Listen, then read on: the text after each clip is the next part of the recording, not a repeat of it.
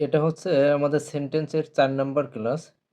আর আজকের ক্লাসে আমরা কভার করব অপটেটিভ সেন্টেন্স এবং এক্সক্লামেটরি সেন্টেন্স।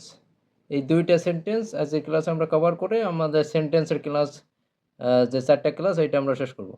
তো অপটেটিভ সেন্টেন্স প্রথমে আমরা দেখেছি অপটেটিভ সেন্টেন্স কাকে বলে?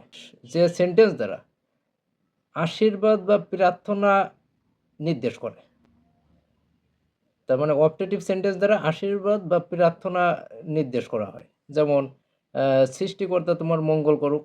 তার মানে কারো উদ্দেশ্যে প্রার্থনা করা কিংবা কাউকে আশীর্বাদ করা বোঝালে সেইটা হয় হচ্ছে অপটেটিভ সেন্টেন্স। অপটেটিভ সেন্টেন্স তাহলে এইটা আমরা কীভাবে লিখতে পারি যে সৃষ্টিকর্তা তোমার মঙ্গল করুক। এই বাক্যটা দ্বারা দেখেন প্রার্থনা নির্দেশ করা হয়। সৃষ্টিকর্তার কাছে হচ্ছে প্রার্থনা জানানো হয় এই সেন্টেন্স দ্বারা। তাহলে এইটা আমরা লিখতে পারি যে গড ব্লেস ইউ।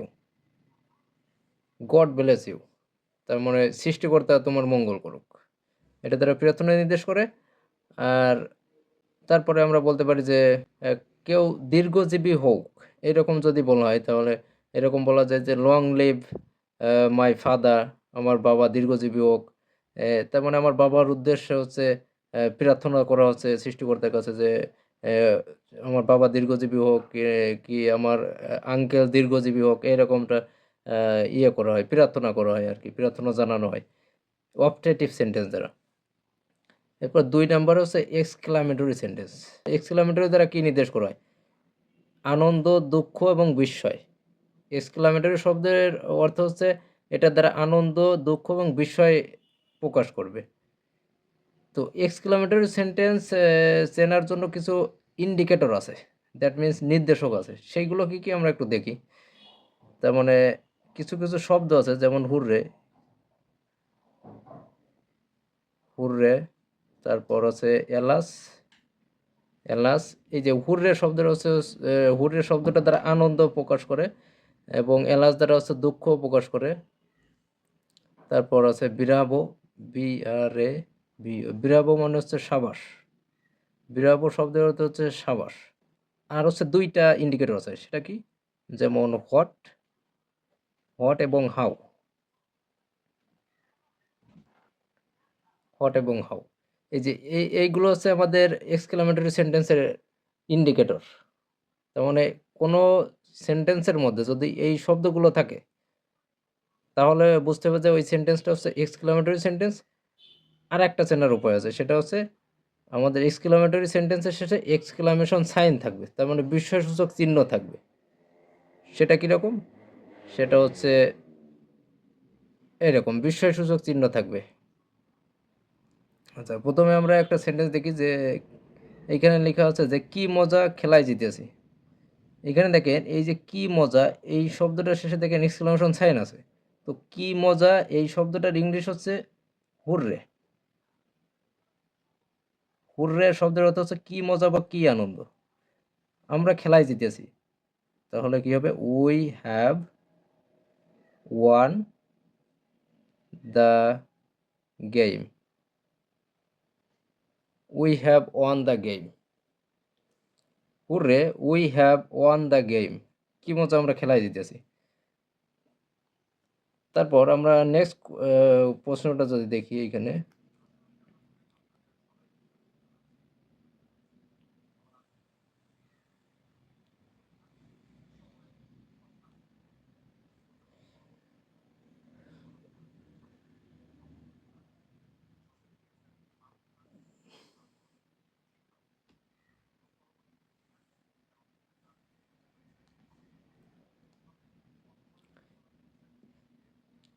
আমাদের পরবর্তী সেন্টেন্সটা হচ্ছে কি দুঃখ, আমার চাচা মারা গেছে।